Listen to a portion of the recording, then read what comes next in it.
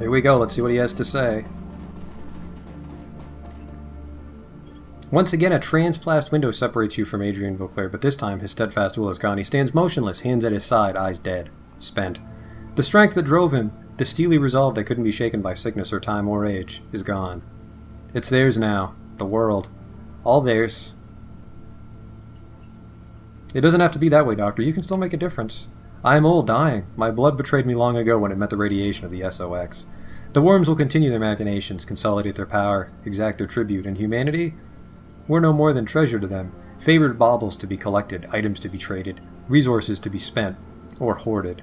He sweeps his eyes across the carnage that was his life's work until they came to rest on the dragon. He grits his teeth.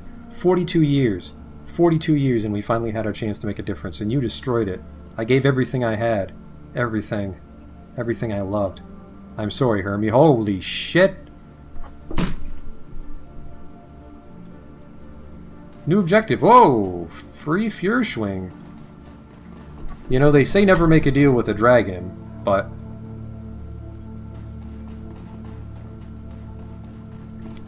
Phineas Urk plays by his own rules. What is this? An advanced medkit.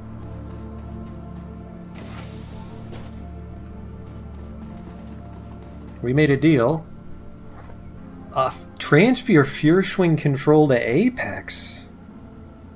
Wow. That's a tough call. Deal. Control transferred. Operations control system going offline. Apex's voice throbs to the terminal speakers. I am assuming control of this system. Yes. Processing. Processing. I now have complete control of this facility and all connected systems. The Dragon Feuerschwing is mine. Panacea is mine. You have done well, Phineas Urk. I will not forget it. Vacate the premises at your leisure. I have all the time in the world. Apex's voice reverberates off the cavern walls, then slowly fades. There is a long moment of silence, punctuated only by the rasping breaths of the shackled dragon. Did we do the right thing, leaving all of this to Apex, the dragon, the research, everything? Right, wrong? Who the hell knows? We're dealing with things so much larger than us, it's hard to say anymore. If this gets Apex off our backs, then I'm all for it. The Firewing can fend for herself. I still don't trust Apex. We handed it a tremendous amount of power. It was already too powerful to handle. I don't think that handing it another weapon is going to change much in the long run. She shakes her head. I don't know. Maybe it'll use all this to protect the F-state, like it said. We'll just have to wait and see. Come on, everyone, let's get the hell out of here. I want to go home. Fucking you and me both, Blitz. You and me both. You're about to exit this location. Return to the Kreuzbasar. Continue? Yes.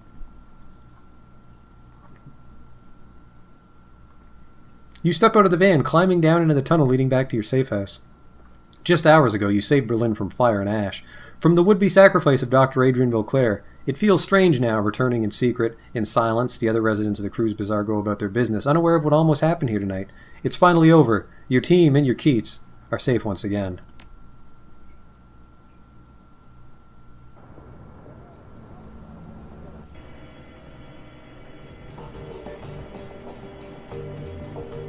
Maybe it'll be like the end of the Super Mario Brothers movie, and Monica will be there, and she'll be like, you guys aren't going to believe what happened.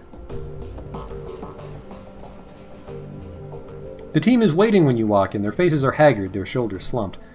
Was there a point to all this, Phineas Urk? We lost Paul, lost Monica, the Kreuzbasar, so many people dead.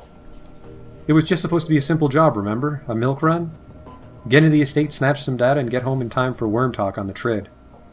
Yeah, it wasn't a milk run, but Vauclair's plan failed because of us. That's something. I get that, Phineas Urk, I do. But that's not who I am. I'm a soldier, I take orders and execute them. This whole thing about the dragons taking over the world, the thought of them slowly hoarding everything, it's too big to think about. We're street level, we run the shadows, that's it. Worrying about these sorts of issues is beyond our pay grade. That's what they want, that's what they need. The corps, the dragons, the politicians. Everyone. They want us to think we can't make a difference. They put effort, a lot of effort, into making us feel small, insignificant. But we're not. We had the power in our hands today. We had a choice and we made it, and because of that, the world is different. For good or for ill. That's right, for good or ill.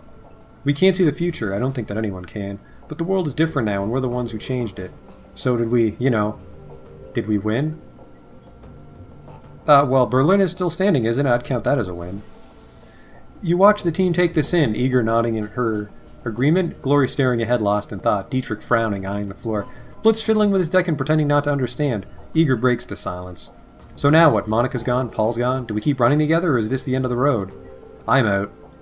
Glory's face is placid. Glory's lips elongate into something like a smile and her eyes flash a murderous grin. I've got some personal business to take care of. Loose ends to tie up. Phineas Urk helped me to see that. There is a soft sound as the razors slide out of her fingertips. She pauses a moment, examines them. There's fire in her eyes. There's a man out there who needs to suffer, and I'm going to see to it that he does. But I'll be back when the job is done.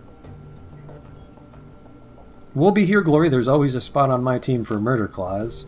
Understood. See you around. I'll miss you, love. Be safe. Dietrich turns to you. Well, I'm in. I'm getting kind of old for a Shadowrunner, but I'd rather die in the shadows than with you people than live, I don't know. Thought I had something going there. Whatever. I'm in. That was beautiful. Eager turns to you. So, Phineas Urk, you going to stick around the Kreuzbasar and keep running the shadows with me? You've done a hell of a job. I'd be happy to follow your lead.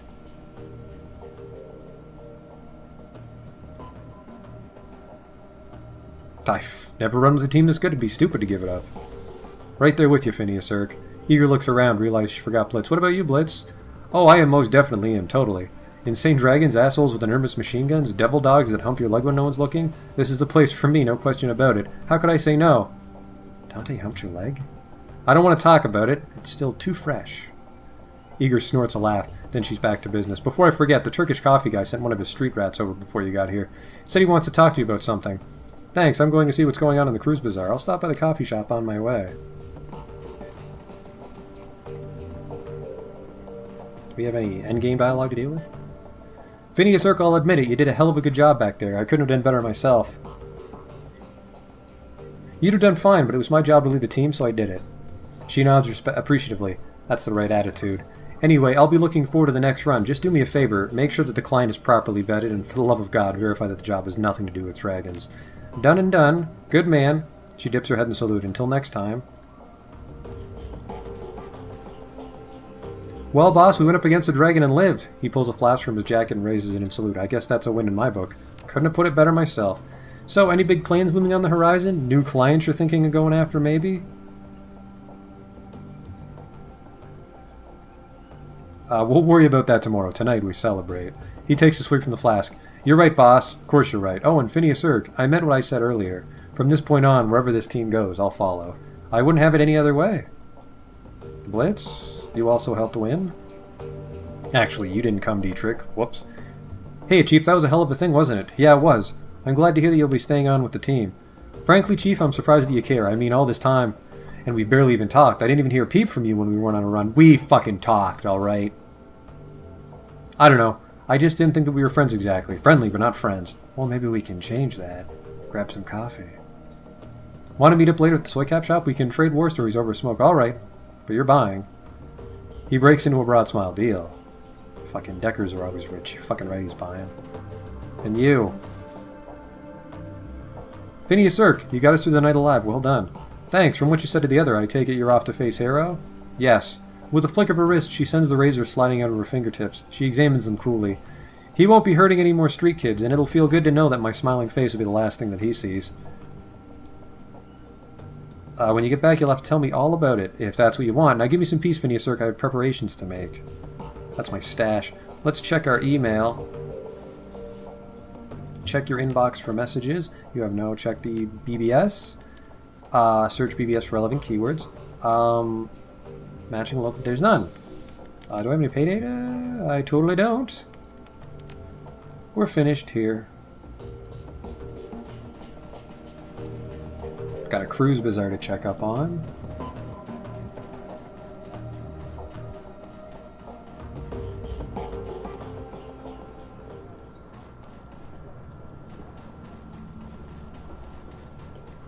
Where's my friend over at the Phineas Urk Civic Center?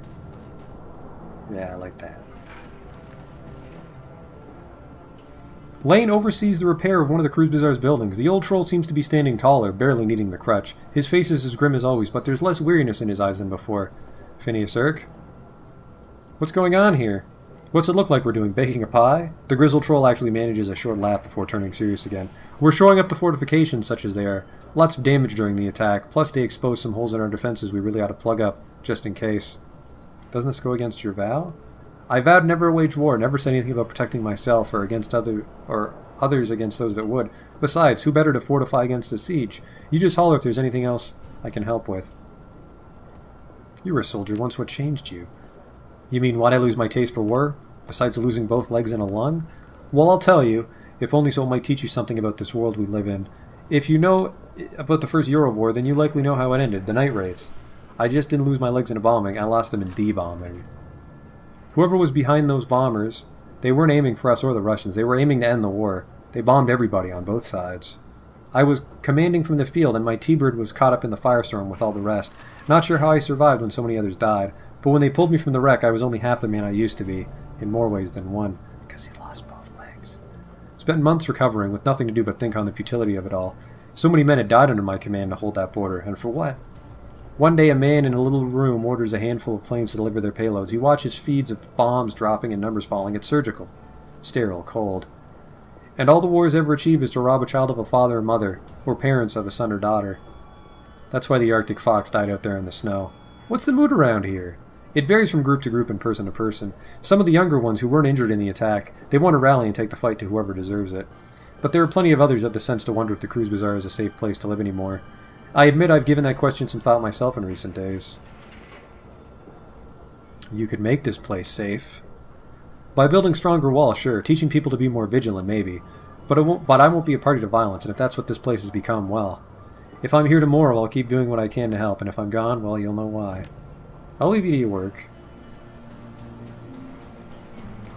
Seems like only the people I chummed up want to talk. Kind of avoided that drug dealer. I think I pissed off the secret society as well. And this is...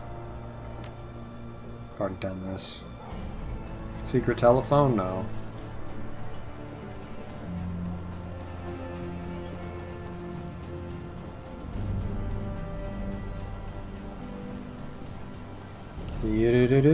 Talk to the doctor.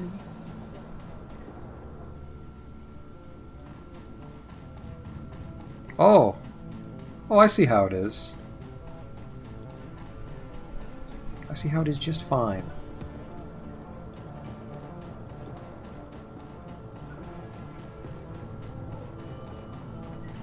Maybe that hooker I tipped wants to talk. Sort of paid your salary the whole game? No, huh? Oh. Anybody down here? Where's this go?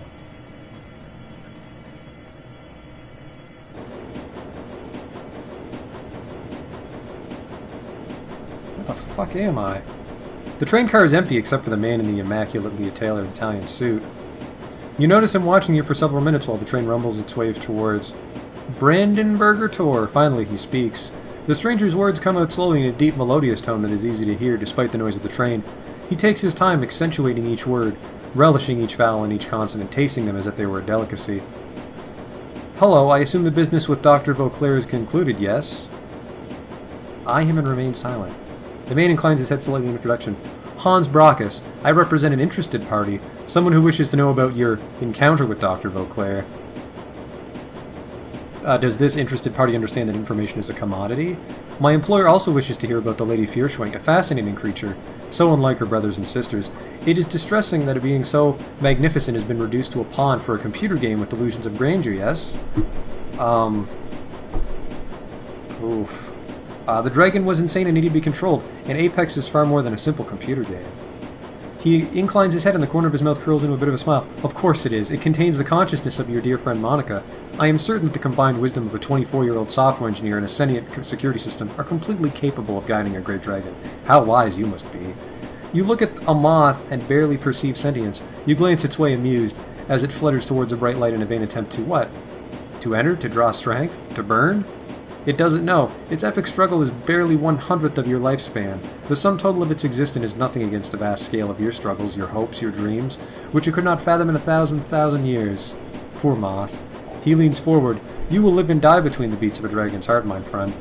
And what hope do you have of understanding them? Hi. A Fierschwing massacred thousands, and a stranger in a train calls her fascinating. Obviously, this is all beyond my comprehension. He leans back again. Do not choose ignorance, Shadowrunner. It does not become you, nor does sarcasm. The Lady Fiercewing was fascinating because she was different. My Lady Fiercewing was a nurturer, a caregiver, rare among her kind. Where her brothers and sisters saw the world as a prize to be won, she saw it as a garden to be tended, can you imagine?